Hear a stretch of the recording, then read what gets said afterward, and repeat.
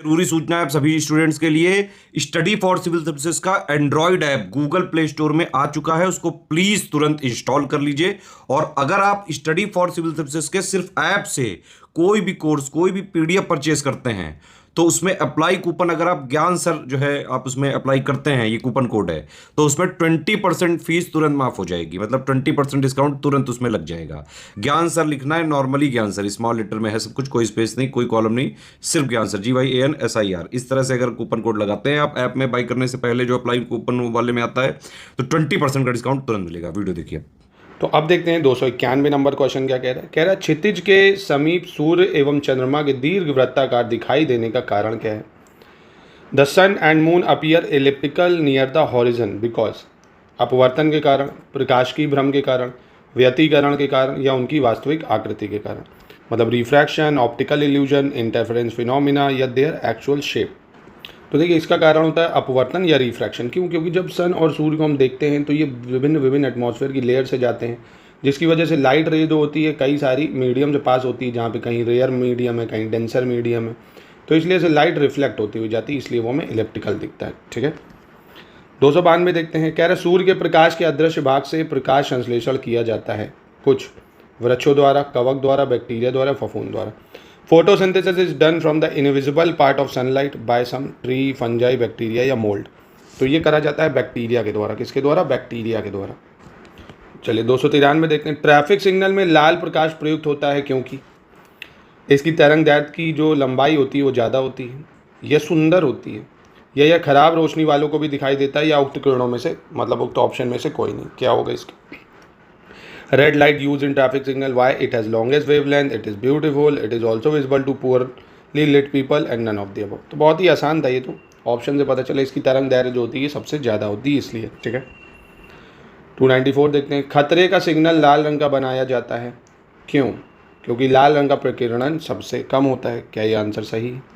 The danger signal is made up of red colour because red colour is scattered the lease. तो बिल्कुल सही है, और ये इसका एक्सप्लेनेशन भी, इसीलिए खतरे का हम लोग निशान लाल रखते हैं। दोनों सही हो जाएगा, और एक्सप्लेनेशन भी ये कर रहा है, यानी ए हो जाएगा। ठीक है, अगला है खतरे के संकेत के लिए लाल प्रकाश का प्रयोग किया जाता है क्योंकि इसका प्रकीर्णन सबसे कम होता है, यह आँखों के लिए आरामदायक है, यह इसका सबसे कम रासायनिक प्रभाव कम होता है, हवा द्वारा इसका अवशोषण सबसे कम होता है। Red light signal is use as a danger signal. देखिए फिर वही है, बस घुमा के इसको पूछ लिया, क्योंकि इट इज़ स्कैटर्ड लीज, इसका प्रकीर्णन जो होता है वो कम होता है। ठीक है, प्रकीर्णन क्या होता है? कम होता है, याद रखिएगा इसको। तो इसका आंसर ए हो जाएगा। 296 देखने कह रहा है आकाश का नीला रंग इस कारण होता है। The blue colour of sky is due to, किस लिए होता है भाई आकाश का नीला रंग? प्रकाश के प्रकीर्णन की वजह से, प्रकाश का परिक्षेपण की वजह से, प्रकाश का व्यतिकरण, या सूर्य द्वारा नीले प्रकाश का अन्य रंगों की तुलना में अधिक उत्सर्जन। ठीक है, क्या आंसर होना चाहिए इसका? तो स्कैटरिंग ऑफ लाइट की वजह से होता है दोस्तों। किसकी वजह से? स्कैटरिंग ऑफ लाइट की वजह से। अब इसका भी कारण होता है, देखिए सूरज की किरण जो होती है, अब यहाँ पार्टिकल्स मौजूद हैं, उसी पार्टिकल के रेडियस की किरण को रिफ्लेक्ट करती है, स्कैटर करती है। ठीक है, जितनी उस पार्टिकल की रेडियस होती है, तो स्कैटरिंग की वजह से आकाश नीला दिखाई देता है। फिर से वही हो गया, स्कैटरिंग ऑफ लाइट। ठीक है, सन अपीयर्स रेड ड्यूरिंग सनसेट, ये भी किस लिए होता है? अस्त सूर्य, मतलब सूर्य अस्त होते समय लाल दिखाई देता है, क्यों? तो इसका भी कारण होता है स्कैटरिंग। ठीक है, याद रखना, स्कैटरिंग या प्रकीर्णन। Red colour of sun at sunset and sunrise, ये भी सेम ही आंसर हो जाएगा। इन सब के आंसर सेम है, आकाश का नीला दिखना, सूरज का लाल दिखना। ठीक है, सूर्यास्त और सूर्योदय के समय प्रकाश के प्रकीर्णन की वजह से। An astronaut sees the colour of sky, astronaut को आकाश, मतलब जो अंतरिक्ष यात्री होता है, उसको आकाश का रंग कैसा दिखाई देता है दोस्तों? तो उसको ब्लैक दिखाई देता है। क्यों? क्योंकि भाई एटमॉस्फेयर नहीं है और जो स्कैटरिंग है वो नहीं हो पाती, इसलिए उसको ब्लैक दिखता है वहाँ पे। 301 when we see the sky from a plane, when we see sky from a plane in a high altitude then it seems. तो फिर से देखो वही घुमा के पूछ लिया कि नहीं पूछ लिया, कि जब अधिक ऊंचाई पर वायुयान से आकाश देखा जाता है तो हमें काला दिखाई देता है। ठीक है, क्योंकि स्कैटरिंग होती नहीं है, एटमॉस्फेयर नहीं प्रेजेंट होता है, इसलिए। ठीक है, तो ब्लैक हो जाएगा इसका आंसर। 304 में कह रहा है कार में पीछे के यातायात के दृश्य अवलोकन के लिए किस प्रकार के शीशे का प्रयोग होता है? In a driving car which type of mirror would you like to use observing traffic at your back?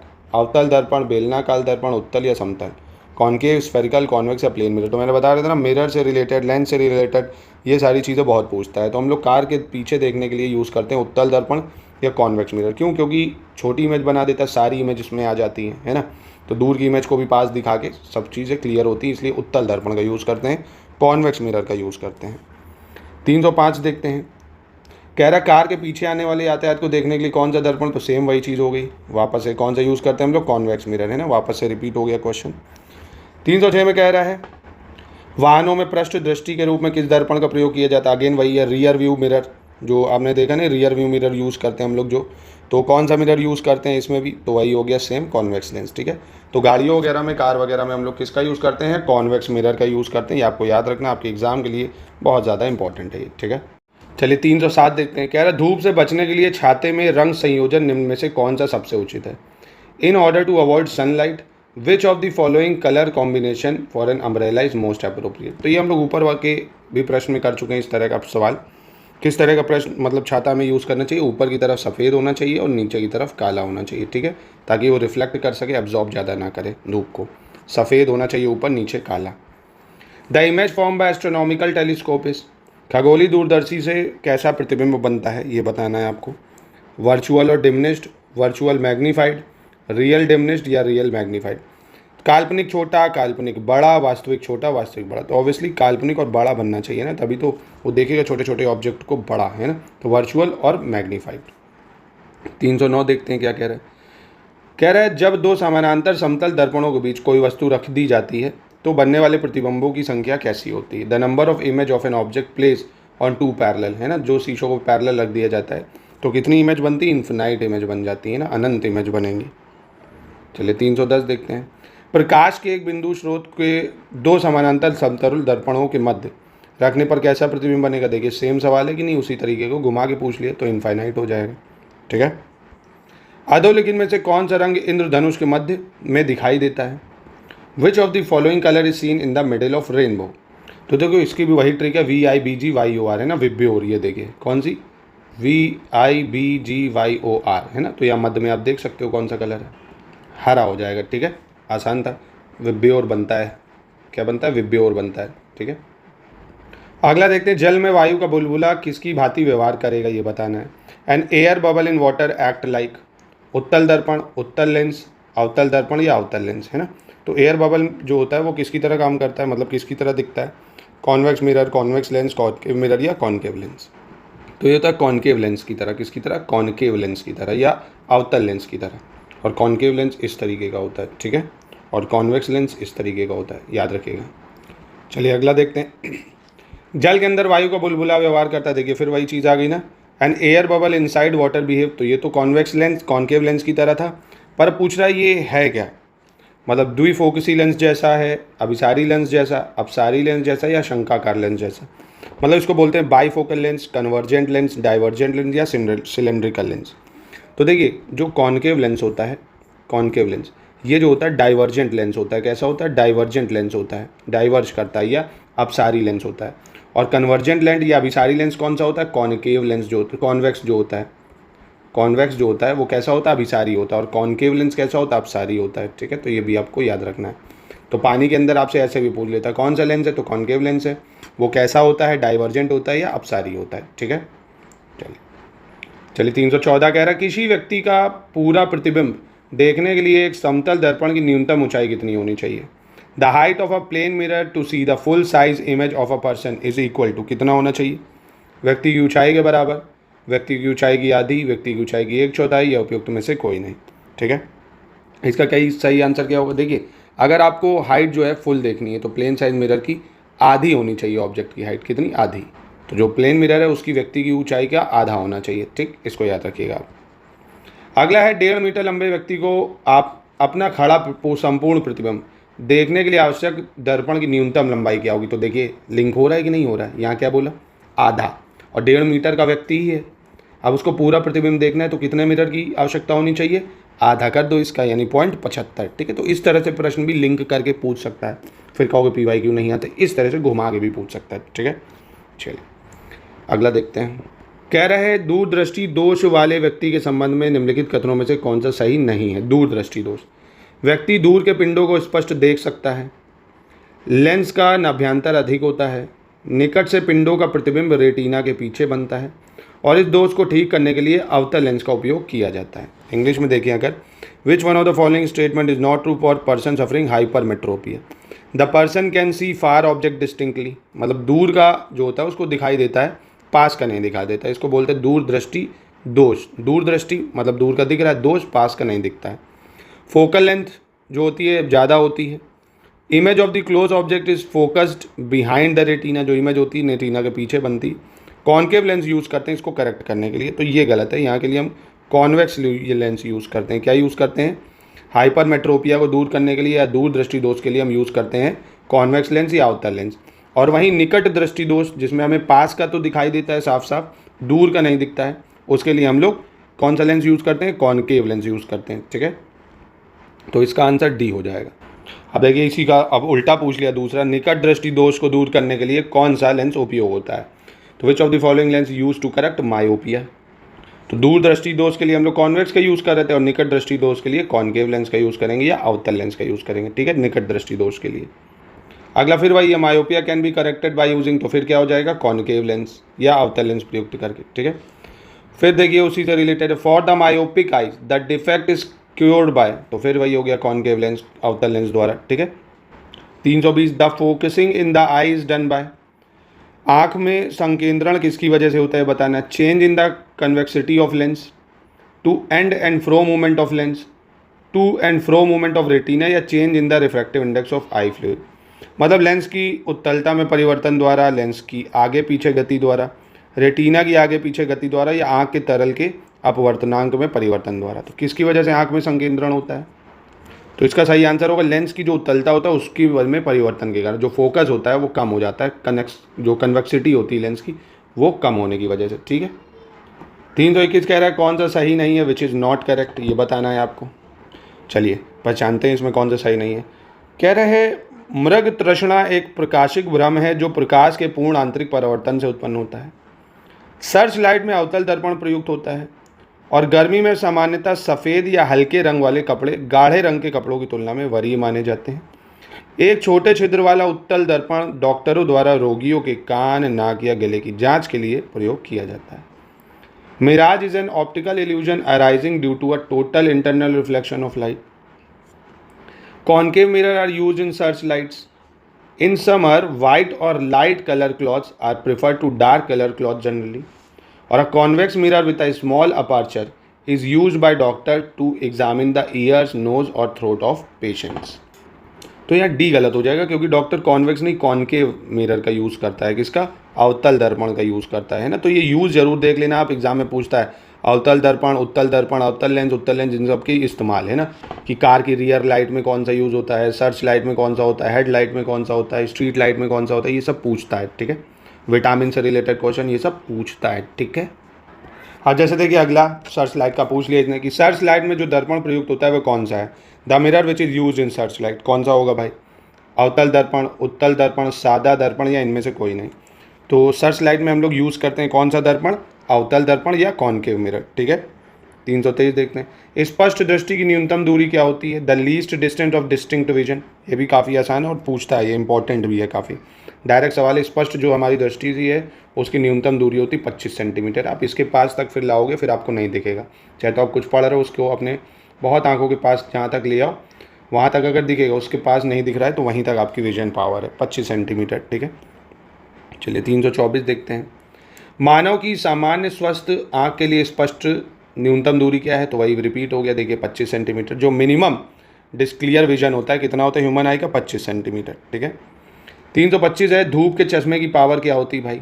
0 dioptre, 1 dioptre, 2 dioptre, 4 dioptre. Power of sun glasses, तो पावर 0 हो गई भाई। सन ग्लासेस उसमें कोई पावर का यूज़ ही नहीं हो रहा है ना, कोई भी डायोप्टर यूज़ नहीं होता है, मतलब 0 यूनिट होती है उसकी। 326 कह रहा आँख की रेटिना की परंपरागत कैमरे के निम्नलिखित में से किस भाग से तुलना की जाती है? जो आँख की रेटिना है उसको किस भाग से तुलना करते हैं हम? Retina of the eye is comparable to which of the following part of traditional camera? Film से, लेंस से, शटर से, आवरण से। मतलब फिल्म, लेंस, शटर या कवर। तो रेटिना जो है कंपेयर करते हैं हम लोग कैमरे से, उसकी फिल्म से है ना, क्योंकि पिक्चर बनाता है वो, इमेज बनाता है इसलिए। ठीक है, तो फिल्म हो जाएगा इसका आंसर। चलिए 327 कह रहा है the number of colour contain in sunlight सूर्य के प्रकाश में कितने रंगों की संख्या होती है? 3, 5, 6 या 7? तो वही दोस्तों विब्यो जो रेनबो में होता है ना, 7 रंग होते हैं सूर्य के प्रकाश में। कितने? 7 रंग की ये है दुनिया, ठीक है। यहाँ जीवन अंधकार में है, पर चलिए क्या। The land burns more by steam comparatively to boiling water because, भाप से हाथ अधिक जलता है अपेक्षाकृत उबलते जल से। देखो उबलते पानी आपको नहीं जलाएगा, पर भाप ज़्यादा जला देगी। ऐसा क्यों होता है, उसका क्या कारण है? Steam has latent heat, steam sneaked into the body, steam has more power, या स्टीम अ गिग। मतलब भाप में गुप्त ऊष्मा होती है, भाप शरीर के भीतर घुस जाती है, भाप में अधिक मारक क्षमता है, या भाप हल्की होती है। तो इसका साइंटिफिक आंसर एक ही दिख रहा है, स्टीम हैज़ लेटेंट हीट, है ना। यानी भाप में गुप्त ऊष्मा होती है। क्या होती है भाप में? गुप्त ऊष्मा, ठीक है, लेटेंट हीट होती है। चलिए अगला देखते हैं 329 number. At what temperature are the reading of centigrade and Fahrenheit are the same? कितने तापमान पर फ़ारेनहाइट और सेल्सियस तापमान जो होते हैं वो सेम हो जाते हैं, ठीक है। -40, 212, 40 या 100 डिग्री। तो इसके लिए देखिए आपको एक फार्मूला आपको पता होगा, F = होता है C/9/5 + 32, ठीक है। इसको ज़रूर याद रखना। और ऐसा टेम्परेचर जिसमें सेंटीग्रेड और फ़ारेनहाइट इक्वल होते हैं वो होता है -40 डिग्री, ठीक है। कितना होता है? -40 डिग्री होता है, ठीक है। आपको ये फॉर्मूला याद रखना, क्योंकि कभी कभी सेंटीग्रेड को फ़ारेनहाइट में चेंज करने को या कभी फ़ारेनहाइट को सेंटीग्रेड में चेंज करने को दे, तो आप ये फॉर्मूला लगा के कर सकते हो। F = C/9/5 + 32, ठीक है। चलिए अगला 330 देखते हैं। The normal temperature of human body is 98.4 degree Fahrenheit, it's equivalent temperature in 0 degree. मानव शरीर का तापमान है 98.4 डिग्री फ़ारेनहाइट, इसके बराबर 0 डिग्री सेल्सियस में तापक्रम क्या होगा? तो इसको आप देखिए यहाँ से आराम से निकाल सकते हैं। 0 डिग्री सेल्सियस पे पूछ रहा है आपसे, मतलब आराम से आप यहाँ से निकाल सकते हो। देखो F की जगह रख दिया आपने 98.6, C को ऐसे ही रखा, 32 फार्मूला लगा, इसको सॉल्व करोगे आ जाएगा 36.89, ठीक है। सिंपल सा सवाल था। फार्मूला बेस भी आता है, तो आपको ये फार्मूला तो याद करना ही पड़ेगा। चलिए 331 देखते हैं। कह रहे हैं in cold countries alcohol is preferred to mercury as thermometric liquid because, ठंडे देशों में पारे के स्थान पर एल्कोहल को तापमापी द्रव के रूप में वरीयता दी जाती, क्यों? Number 1, alcohol has lower freezing point, alcohol is a better conductor of heat, alcohol is cheaper than mercury, या the world production of alcohol is greater than that of mercury. Alcohol का द्रव्यांक निम्नतर होता है, अल्कोहल ऊष्मा का बेहतर संचालक होता है, अल्कोहल पारा से अधिक सस्ता होता है, या अल्कोहल का विश्व उत्पादन पारा से अधिक होता है। तो सिंपल सी चीज़ होती है, क्योंकि फ्रीजिंग पॉइंट इसका जो होता है वो और कम होता है, इसलिए जमता नहीं है, इसलिए हम पारे का इस्तेमाल नहीं करके अल्कोहल का इस्तेमाल कर लेते हैं, ठीक है। 332 कह रहा है which of the following is used as an anti freeze for an automobile engine? स्वचालित इंजन हेतु निम्नलिखित में से कौन सा एक हिमरोधी के तौर पर प्रयुक्त किया जाता है? एथेनॉल, एथिल ग्लिसरॉल, मेथेनॉल, या प्रोपिल अल्कोहल। तो क्या यूज़ करते हैं हम लोग as a anti freeze in automobile engine? तो इसके लिए हम लोग यूज़ करते हैं दोस्तों एथिलीन ग्लाइसॉल। क्या यूज़ करते हैं? एथिलीन ग्लाइसॉल, क्योंकि ये हिमरोधी होता है, यानी एंटी फ्रीज होता है, जमता नहीं है, इसलिए इसका यूज़ करते हैं एथिलीन ग्लाइसॉल का, नाम याद रखिएगा। अगला है गर्म करने से विस्तारण, एक्सपेंशन ड्यूरिंग हीट। क्या होता है एक्सपेंशन करने से? केवल ठोस पदार्थ में एक्सपेंशन होता है, मतलब विस्तारण होता है। पदार्थ का भार बढ़ जाता है गर्म करने से, पदार्थ का घनत्व घट जाता है, यह सभी द्रव्य और ठोस पदार्थों में समान दर पर होता है। एक्सपेंशन जो होता है during heat occur only in solid, increase the weight of the material, decrease the density of material, या occur at the same rate for all liquid and solid. तो काफ़ी इंपॉर्टेंट, जब आप किसी भी चीज़ को हीट करते हो तो उसकी डेंसिटी जो होती है मटेरियल की वो कम हो जाती है ना, उसके पदार्थ का घनत्व क्या होता है? कम हो जाता है। अब जैसे आइस है, ठीक है, अब उसको आपने मेल्ट कर दिया तो उसकी डेंसिटी अपने आप कम होगी। ऐसे ही और भी चीज़ें होती हैं, जैसे जैसे आप उनको हीट करते हो उनका डेंसिटी कम होने लगता है, ठीक है। चलिए अगला है जब बर्फ़ पिघलती है तब, व्हेन आइस मेल्ट, क्या होता है? उसका आयतन बढ़ता है, आयतन घटता है, द्रव्यमान बढ़ता है, द्रव्यमान घटता है। Volume increase, volume decrease, mass increase, mass decrease. तो बहुत ही अच्छा सवाल है दोस्तों। जैसे जैसे बर्फ़ पिघलने लगती है, ठीक है, बर्फ़ है जैसे वो पिघलने लगेगी तो उसकी जो वॉल्यूम होगी वो डिक्रीज़ होने लगेगी, उसका जो आयतन होगा वो घटने लग जाता है, ठीक है। आयतन क्या होता है? घटने लग जाता है। और इसका सिंपल कारण ये देखिए, अभी जब आइस मेल्ट होती है, सिंपल सी चीज़ है, तो वो पानी बनेगी, है ना। और जो डेंसिटी होती है आइस की वो कम होती है पानी से, है ना। आइस की डेंसिटी कम होती है पानी से, तो वॉल्यूम अपने आप डिक्रीज़ होने लग जाती है, ठीक है। चलिए thermostat is related to, thermostat किससे संबंधित है भैया? आर्द्रता से, तापक्रम से, हवा से या बादल से, मतलब ह्यूमिडिटी, टेम्परेचर, एयर या क्लाउड्स। तो थर्मोस्टेट किससे संबंधित होता है? तापक्रम से भाई, टेम्परेचर से होता है थर्मोस्टेट। तो बस थर्मोस्टेट क्या करता है याद रखिएगा, टेम्परेचर जो चेंज होता है रेगुलेट करता है उसको, ठीक है, टेम्परेचर को पहचानता है तापक्रम से। Thermostat is a device which, thermostat वह यंत्र है, देखो उसी को दूसरी तरीके से पूछ लिया इसने कि थर्मोस्टेट कौन सी डिवाइस है। ऊष्मा मापता है, तापक्रम मापता है, किसी निकाय का तापक्रम स्वनियंत्रित करता है या किसी निकाय का दाब स्वनियंत्रित करता है। Measure heat, measure temperature, automatically regulate the temperature of system या automatically regulate pressure of gas. तो सिंपल थर्मोस्टेट जो होता है किसी भी निकाय के तापक्रम को खुद से नियंत्रित करता है, स्वनियंत्रित करता है, ऑटोमेटिकली रेगुलेट करता है टेम्परेचर ऑफ अ सिस्टम। ठीक है, फिर से थर्मोस्टेट पे बेस्ड सवाल है। What is the function of thermostat of a refrigerator. अब रेफ्रिजरेटर में क्यों लगाएंगे भाई, उसके टेम्परेचर को मेंटेन करने के लिए, है ना। रेफ्रिजरेटर में क्यों लगाते, तापमान को कम करना, हिमायन तापमान को बढ़ाना, एक समान तापमान को बनाए रखना, एक गलनांक को घटाना। तो आराम से आप बता सकते हो क्या काम होगा, मेंटेन करना, उसके टेम्परेचर को कॉन्स्टेंटली मेंटेन करता रहता है। सर्दी हो, गर्मी हो, गेट खोलोगे बंद करोगे तो थर्मोस्टेट लगा होता है जिससे वो टेम्परेचर को मेंटेन करता है। ठीक है, 338 देख लेते हैं। रेफ्रिजरेटर में खाद्य पदार्थ ताज़ा रखने हेतु क्या सुरक्षित तापमान है। सेफेस्ट टेम्परेचर क्या है, keeping food safe in refrigerator. आप बताइए, हिंदी वाला छुपा दिया मैंने। तो इसका होगा रेफ्रिजरेटर में खाद्य पदार्थ को सुरक्षित रखना है तो उसका टेम्परेचर 4 डिग्री सेल्सियस होना चाहिए। कितना, 4 डिग्री। ये काफ़ी इंपॉर्टेंट डाटा है, ये कई बार लोग भूल जाते हैं पर एग्जाम में इस टाइप का फैक्चुअल डाटा पूछ लिया जाता है। ठीक है, चलिए 339 देखते हैं। जब सीले बिस्किटों को थोड़ी देर के लिए फ्रिज के अंदर रख दिया जाता है, एक सेकंड, अब ठीक है, अब दिख रहा होगा। जब सीले बिस्किटों को फ्रिज के अंदर थोड़ी देर के लिए रख दिया जाता है तो वह कुरकुरे हो जाते हैं, है ना। जो बिस्कुट सील गए उसको फ्रिज में रख दो तो कुरकुरे हो जाएंगे। क्यों, when soggy biscuits are kept inside the fridge for some times they become crisp because ठंड से अतिरिक्त नमी बाहर आ जाती है। फ्रिज के अंदर आर्द्रता कम हो जाती है इसलिए अतिरिक्त नमी अवशोषित हो जाती है, और फ्रिज के अंदर आर्द्रता अधिक होती है इसलिए अतिरिक्त नमी अवशोषित हो जाती है। फ्रिज के अंदर दाब अधिक होता है जिससे अधिक नमी बाहर आने में मदद मिलती है। बहुत बढ़िया सवाल है। Cooling release extra moisture. Humidity inside the fridge is low and extra moisture is absorb. Humidity inside the fridge is high and extra moisture is absorb. Pressure inside the fridge is high and the help in releasing extra moisture. इसको आप सोचिए ज़रा, बहुत मज़ेदार सवाल है। कभी भी आपके बिस्किट हैं, दाल मोट नमकीन है, अगर ये कुछ ही किसी भी तरह से ये सीलने लगे हैं ना तो आप इसको क्या कर दो, फ्रिज में रख दो भाई, तो ये क्रिस्प हो जाएंगे। क्यों, क्योंकि ह्यूमिडिटी जो है फ्रिज में वो काफ़ी कम होती है, ह्यूमिडिटी कम होती है यानी आर्द्रता कम होती है, इसलिए जो अधिक नमी होता है वो अवशोषित हो जाती है। बी हो जाएगा इसका आंसर। चलिए 340 देखते हैं। यदि फ्रीजर पर बर्फ इकट्ठी होती है तो रेफ्रिजरेटर में शीतलन बुरी तरह प्रभावित हो जाता है। क्यों, क्योंकि बर्फ एक दुर्बल चालक है। ठीक, दूसरा इंग्लिश में देख लें। If ice collect in freezer, देखा होगा बहुत सारी बर्फ जम जाती है। The cooling in the refrigerator is affected adversely because ice is a poor conductor. तो इसका देखिए आंसर बिल्कुल दोनों ही सही है, और ये इसका कारण भी, अगर फ्रीजर में बहुत सारी बर्फ इकट्ठा हो जाती है तो उसकी कूलिंग पे इम्पैक्ट पड़ता है, क्योंकि बर्फ जो होती है वो दुर्बल चालक होती है ना, एक क्या होती है, पुअर कंडक्टर होती है। तो यहाँ पे ऑप्शन ए हो जाएगा। ठीक है, ये इसका रीजन भी, एक्सप्लेनेशन भी है। ठीक है, तो यहीं पे इस लेक्चर को करते समान मिलते हैं अपने कल के लेक्चर में, नेक्स्ट लेक्चर में। फिर कल हम लोग 400 क्वेश्चन पूरे कर लेंगे। कल आपको मैं 60 क्वेश्चन तक और कराऊंगा। ठीक है, बहुत जल्दी हो जाएगा। और इस चैनल पे आप देख सकते हो काफ़ी चीज़ें, पूरे इंपॉर्टेंट इनिशिएटिव लगातार अगर आप इसको फॉलो करेंगे तो आप आराम से पेपर को निकाल सकते हैं, यूपी पीसीएस के कोई भी एग्जाम्स। बहुत सारे इनिशिएटिव चैनल पर चला रहा हूँ, एक बार टाइम निकाल के इन सारे इनिशिएटिव को देखिएगा ज़रूर।